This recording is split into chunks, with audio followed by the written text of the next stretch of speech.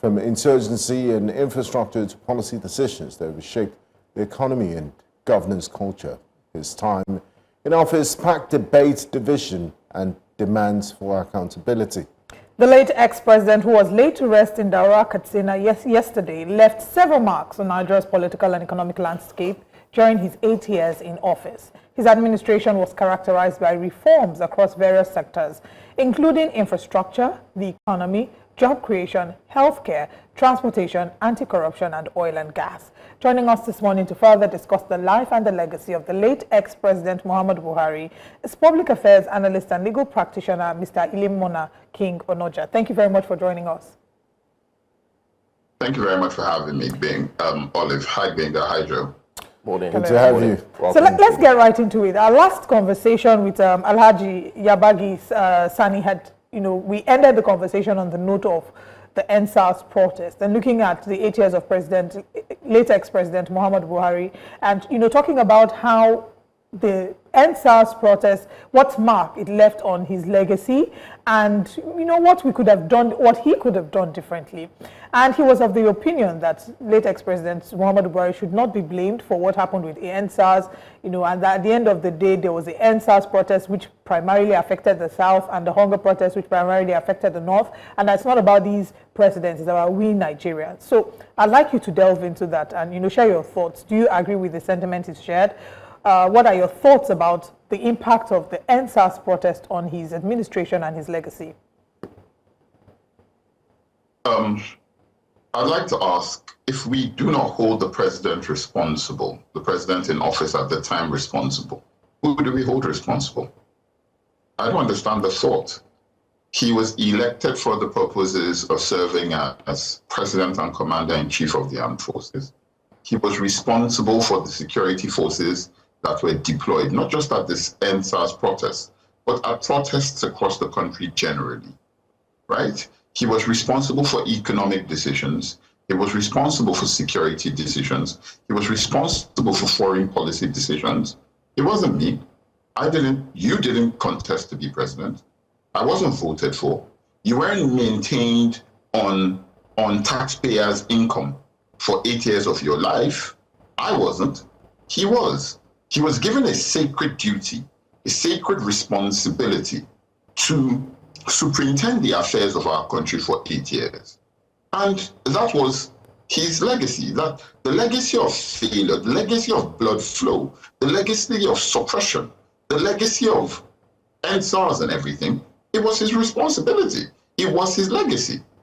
The military cannot be deployed without the authorization and the knowledge of the president and commander-in-chief of the armed forces. The military was deployed that night on 2010-2020 to the scene of the protests where many people were killed. So to come back and say it's not his responsibility, we shouldn't hold him accountable.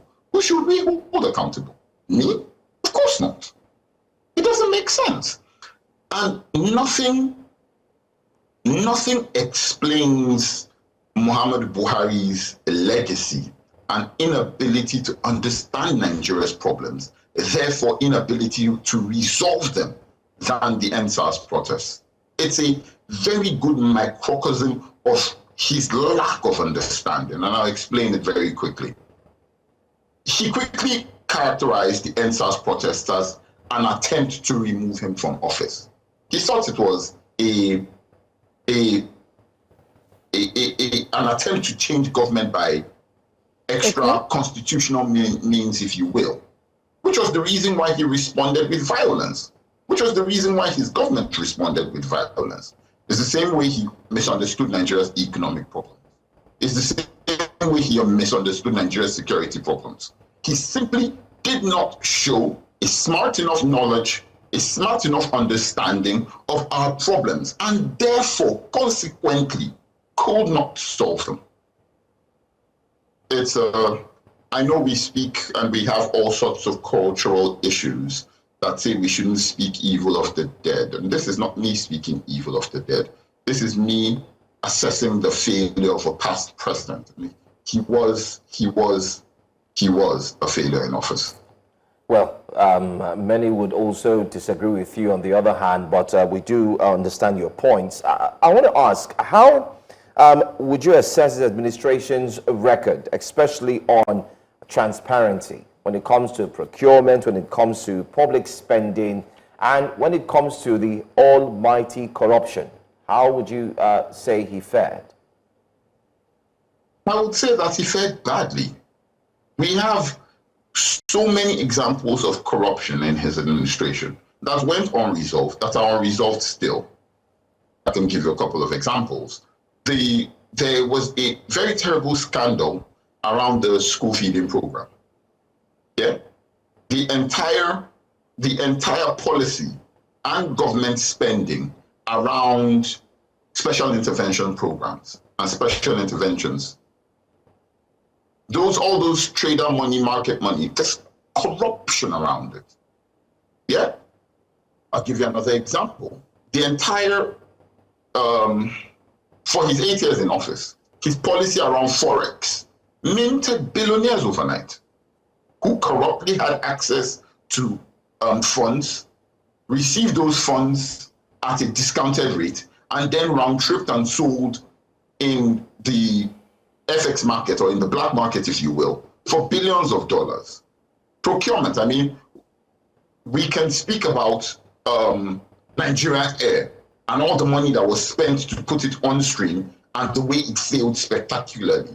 And I can go on and on. And you didn't see any. He did attempt to prosecute enemies, or perceived enemies, but people in his government were looting this country dry, bleeding the national purse on a daily basis. Didn't do anything about it. So when I don't know, I have very critical, and my criticism is backed in fact. Any of the things I just said can be verified. It's not Ilemona Onoja's opinion. This is the opinion of the Nigerian. It is established by fact. There were so many schemes, so many scams, so many failures, all of which he unlooked, all of which he failed to address. Nigerian Air, for instance, is one of them. Now, Mr. Onoja, Buhari's administration, we saw 2 recessions, inflation peaking at historic levels, and mounting debt. Give you your assessment of the administration so far. Would you say it's a fair reflection of the times? Let's also remember that it was under his administration that we had the COVID-19 pandemic, where the entire world was shut for a period of time, and we also had the Russia-Ukraine war. So, how much of slack would you give him, knowing that those things were beyond his control, and could he have done better, even given those circumstances of the Russia-Ukraine war and also the COVID-19 pandemic? President Muhammadu Buhari holds the unenviable record of being the only man in this. Well, I think he led this country into a recession 3 times. In 1984-85, he led the country into a recession. Then led us into a recession again in the year 2016. His was a government that was characterized, like I've said repeatedly, over his 10-year period of being president and commander-in-chief of the armed forces, our economy suffered brutally, simply because he tried to implement statist ideas that were proven over time to have been a failure. I will not give him any slack, because I don't think Nigeria has given more to one man than it gave to President Muhammadu Buhari. I don't think so. Maybe former President Olusegun Obasanjo, but from his time as a second lieutenant to his departure from the military to his presidency and leaving office, Muhammadu Buhari existed and was maintained by the Nigerian people. So much was given to him, and so little was given in return. If we speak about the COVID pandemic, yes, it did take the world by surprise. And yes, a lot of the world was shut down. But there were also, we faced those sorts of challenges before. In 2008, I think it was, we faced the global economic crisis that precipitated a global recession. Nigeria didn't face a recession because you had people who had put in place a series of policies that helped strengthen the country against the shockwaves of that global recession. Muhammadu Buhari's administration failed, refused, or neglected to do so. It's nobody's fault but his that we look at his government as a failure.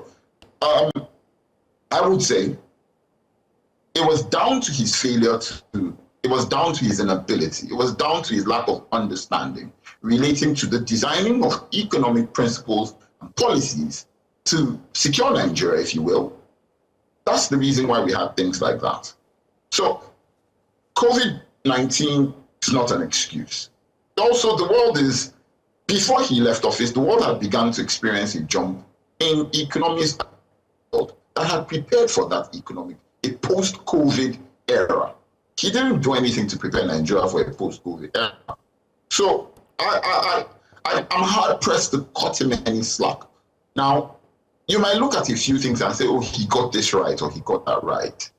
But a broken clock is right twice a day. It doesn't change the overall fact that the clock is broken. And President Muhammadu Buhari, as president, was a broken clock. Okay, let's talk about the things that we would maybe agree that he got right. Supporters of his administration have said that there are a number of things he has done right, one of which is the Treasury single accounts, which they said helped curb fiscal irresponsibility and leakages. How would you rate that, in terms of how his administration was able to close the gaps to prevent further stealing or leakage of Nigeria's finances? I would like to first of all correct that lie that has been repeated for so long. Because there's this thing that Nigerian government officials have, where they believe that if you repeat a lie often enough, it will become true. The TSA, the Treasury Single Account, was a policy designed and partially implemented by the Goodluck Jonathan administration. It was former Minister of it was Ngozi Okonjo-Iweala, former Minister of Finance, who supervised the design and then partial phased implementation of the TSA. He came into office and then, completed the phased implementation, and then his people have claimed that as a victory and tried to repeat it often enough, so it wasn't his. That said, even with that in place, we still saw the leakages, we still saw massive corruption in his government, we still saw assessments that assessed this government as being corrupt, how corrupt the police was, how corrupt customs was, how corrupt the judiciary became, and so on and so forth. It did nothing. While it did, it did warehouse government funding. If a person gave an approval, or it did warehouse government finances, if a person gave an approval, the government accounts were going to pay.